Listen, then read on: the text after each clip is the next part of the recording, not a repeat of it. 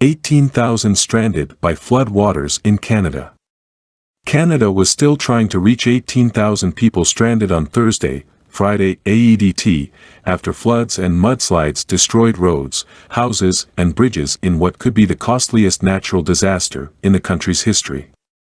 Receding flood waters were helping rescue efforts, but the downpour blocked off entire towns in the province of British Columbia and cut access to the country's largest port in Vancouver, disrupting already strained global supply chains. Premier John Horgan said the death toll would most likely rise from the one confirmed fatality. Many towns are in mountainous areas to the east and northeast of Vancouver with limited access. Residents in Merritt, which has been cut off for almost 4 days, told CTV on Thursday that waters were starting to drop and a bridge has reopened. Late on Wednesday, emergency workers were able to temporarily open a narrow road to Hope, which had also been cut off since Sunday. Once people had left, the road would be closed again, the provincial government said. At one point the city of Abbotsford, to the east of Vancouver, feared the waters would overwhelm their pumping station and force the evacuation of all 160,000 residents.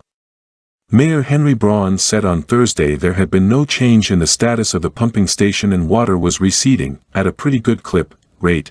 In some parts, we continue to move toward the recovery phase of this emergency, he told a briefing, while noting that more heavy rain was forecast for next week. We are not out of this by a long shot yet, he said, adding he had been promised help by federal Prime Minister Justin Trudeau and many provincial ministers. I take them all at their word. But I've also prepared them for one big bill at the end of this, he said, estimating it would cost up to 1 billion cordobas, $792 million, to repair local damage. This strongly suggests the final amount will far exceed the 3.6 billion cordobas in insured losses from wildfires that hit Alberta's oil-producing region of Fort McMurray in May 2016. Easily the costliest natural disaster in Canadian history.